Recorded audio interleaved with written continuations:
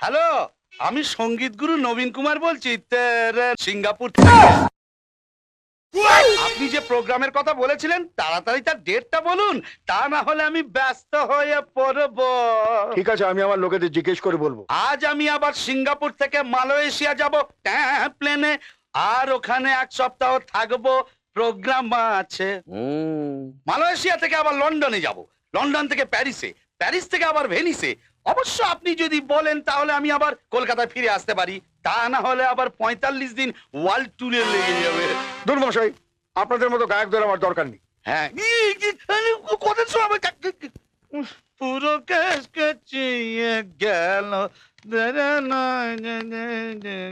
কত হলো দাদা? হ্যাঁ 6 টাকা। ছি ছি ছি ছি ছি ছয়। হ্যালো, আমি বিশ্বনাথ বলছি আমেরিকা থেকে। ইয়েস ইয়েস, যখন বম ফেটেছিল তখন আমি আমেরিকায় ছিলাম।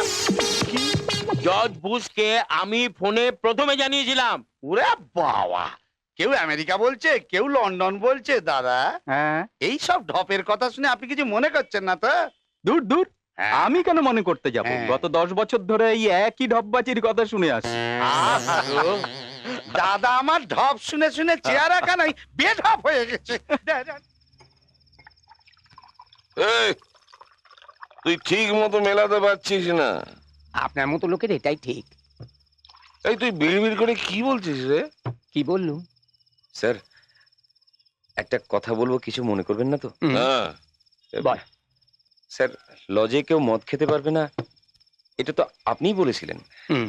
আর এখন আপনি নিজেই মদ খাচ্ছেন। এই, আমি ঠগাই মল্লিক, আমি মদ খাচ্ছি, মদ আমায় খেতে পারবে না। হ্যাঁ। এই ডায়লগের জন্য আপনি খেয়ে যান দাদা। যে আইন দাদা তৈরি করে সে আইন দাদা ভাঙতে পারে, কিন্তু আমরা আমরা আমরা আইন ভাঙতে পারি না। ট্রাফিক আইন মেনে চলুন। আপনি খেয়ে চলুন। তোদেরকে আমার খুব ভালো লাগে, আমি তোদের খুব বিশ্বাস করি, সেই জন্য আমি তোদের সামনে মদ খাই। তোরা ছোট ছোট অন্যায় করিস, সেই জন্য আমি বেশি রাগি না, কিন্তু যখন বড় অন্যায় করিস তখন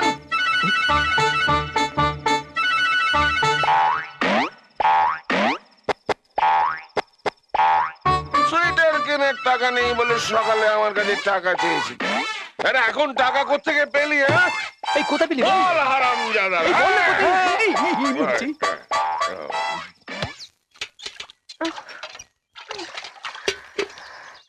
আর কতবার রে?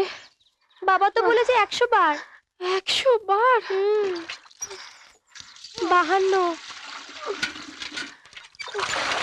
তুই এখানে কাজ, আমি ওইদিকে গিয়ে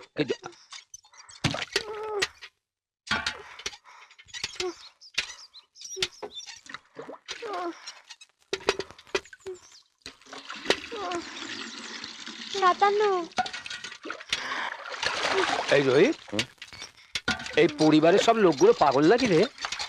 কি ব্যাপার, আপনি কুয়ো থেকে জল তুলছেন আর আপনার বোন সব জল ফেলে দিচ্ছে? আপনাদের সোয়েটার কিনবার জন্য দিদি চুরি করে টাকা দিয়েছিল, আর তাই তো দিদির এটাই শাস্তি। ও কি, কোন পাগলের শাস্তি দিয়েছে? হ্যাঁ, আমার বাবা। ও সামান্য দুটো সোয়েটারের জন্য এত বড় শাস্তি? আমি এটা মেনে নেবো না, কিছুতেই মেনে নেবো না। কিন্তু তুমি কি করবে গুপিদা? আমার জন্য কিছু করছো জানতে পারলে তো বাবা। কি করবো না? কি করবো আমি? আমি ছেড়ে দেবো না, আবার যাচ্ছি। কি ভেবেছি কি? হ্যাঁ, যা ইচ্ছে তাই করবে, আমাদের চেনে না। তুমি ভয় পেতে পারো, কিন্তু আমি তোমার বাবাকে ভয় পাই না। এই ভুলের জন্য তাকে ক্ষমা চাইতে হবে। এখানে কি ঝামেলা পাকাচ্ছিস? কিছু না দাদা, কিছু না, আপনার বীরত্বের কথা আলোচনা করছিলাম। কিন্তু আপনার মেয়ে কি বলছিল জানেন? কি বলছিল? ও বলছিল আমার বাবা খুব রাগী। হ্যাঁ, আমি বললাম না না না না না না না না না, অমন কথা বলো না, তোমার বাবার মুখ দেখলে সকলে একেবারে মুগ্ধ হয়ে যায়। বলুন ঠিক বলিনি? আপনার যে ধ্যান জ্ঞান, একেবারে সুপ্রিম কোর্টের বিচারপতি হতে পারতেন। কেটে হয়েছে ওই 3 বার কি 3 বার?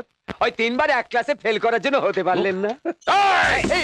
এই মুরগি, এই মুরগি, বাচ্চা, এই রোহিত, কোথায় বাচ্চা, পালাচ্ছিস? এই, কোথায় পালাচ্ছিস? এই রোহিত, মেরেই তো দেবো। ধরবি তো।